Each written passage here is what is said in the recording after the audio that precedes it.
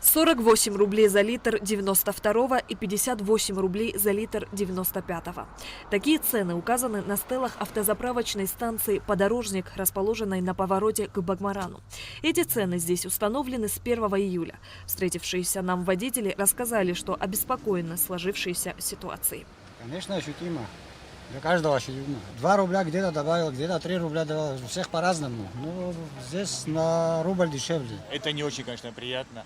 Буквально недавно было 44, а буквально вот день, два, три, и прям как на дрожжах цены растут. Что делать? Не знаю. Подорожало, что делать? Везде подорожало.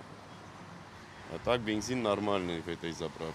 Не знаю, для меня нормально, для кого как, не могу сказать. По словам управляющей АЗС «Подорожник» Анжелы Ковы, такая ситуация возникла из-за повышения цен на бирже. Так как в России, как вы заметили, за 6 месяцев 92-е топливо добавилось почти на 59%, а 95-е топливо добавилось почти на 54%.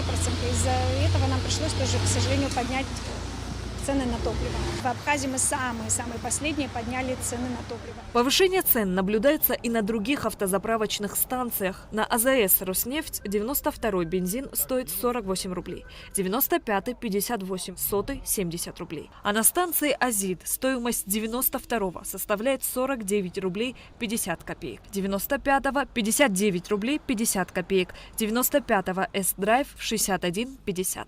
Конечно, хотелось бы дешевле, но что делать? Ездить никто не перестанет от этого. Как известно, наша республика сама не производит нефтепродукты. Топливо доставляется из России. По словам заместителя министра экономики Теймура Замиквабе, на протяжении последних 2 месяцев на российском рынке, в том числе и на бирже, прослеживается поэтапное повышение цен на нефтепродукты. К примеру, в Краснодарском крае цена на 92-й вид топлива колеблется от 48 до 51 рубля. В прошлом году было принято постановление о новом порядке регулирования цен на нефтепродукты. Регулированию подлежат бензин, 92-е дизельное топливо.